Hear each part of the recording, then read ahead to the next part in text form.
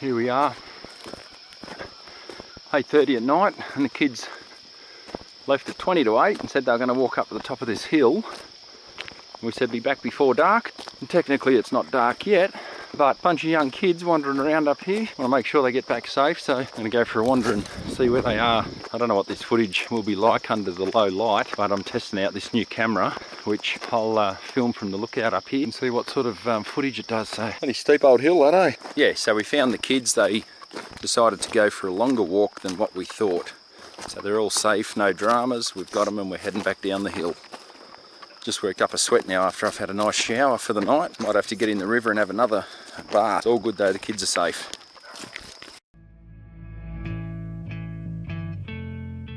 Because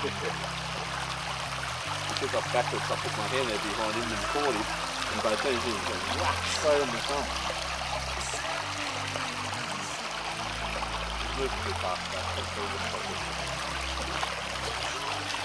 There's some good sized ones there, eh?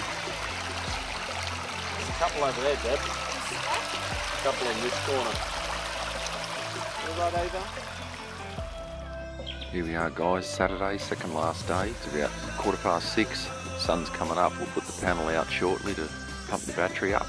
It's down to about 12.1. I thought I might have got more power out of the battery actually, considering how much heat and sun we've had up here, but I think because the fridge, 40 litre, has just been working overtime, battling against the heat. I'm thinking I'll set it up in the driveway and I'll plug the fridge in just to test out how long it does run, what sort of voltage I get, because yeah, I've only ever, just slide that back in and check the volts. I've only ever really in the driveway had the panel plugged in but without the fridge running. So this time I'll check it. Yeah, see, it's 12.5, the sun's come up now, the panel's in the sun. So hopefully we can pump a bit of charge into it today. Slide that back out.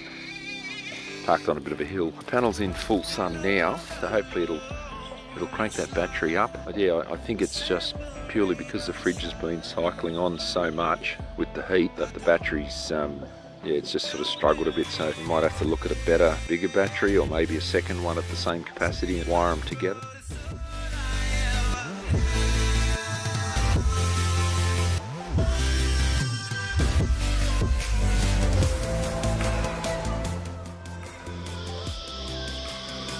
Another quick hack here, guys. Got the 40 litre fridge, and in the heat she's really struggling. Currently set at -2, but it was cycling on and off a fair bit through the day because of the heat up here. So what I did, I just grabbed a big thick bath towel that we've got. Admittedly the fridge is a lot emptier now because this is the second last day. So I've popped a big towel over the top of the food, and what that'll do is help to keep the cool air in underneath the towel. So the fridge is not, A, it's not trying to cool as much empty space, and B, it keeps the cool air in a lot better. And I found that it is holding the temperature a lot better with that in there. So yeah, it's worth giving it a try anyway, see how you go. But she's -2 at the moment. It's 8:30 and it's starting to get bloody hot, so I'll see how we go through the day.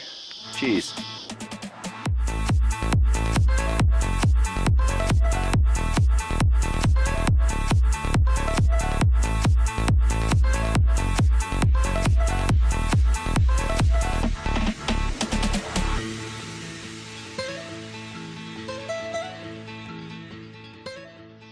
So she's a bloody warm day.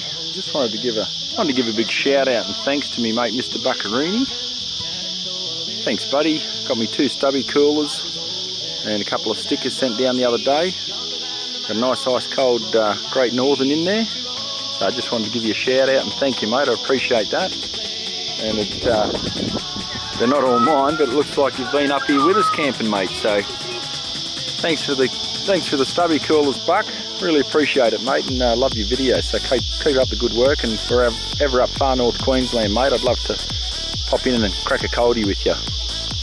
Cheers, bud. There's the little shower stand I made up. Bit of good quality Aussie hardwood, bit of spotted gum.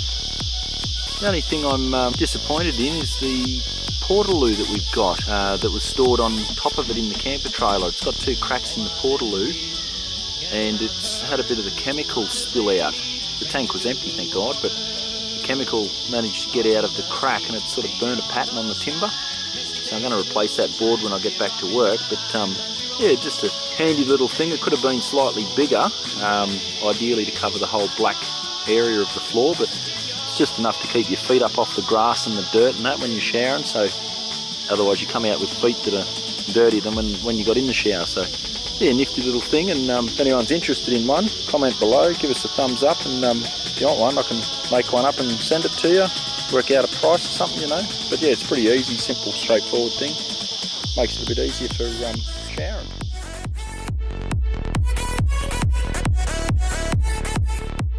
Normally brings a long hose with him, and we just pump the water up the hill, save carrying buckets. But he forgot to bring the hose this time. It wasn't in the camper, and he left it in the garage. So we're going old school, bucket into the river. It's maybe 50 metres, if that, up to the top of the campsite. So not the end of the world, but on these hot days, ideally you don't want to be lugging 20 litre buckets up and down the hill all day to your toilets. But we'll grab some water out anyway and see how we go. You can see all the little trout in there too, little baby rainbow trout. They're everywhere. I think they're rainbow trout, but got little tiny pale blue spots all over them. Really pretty they are. Such a good spot.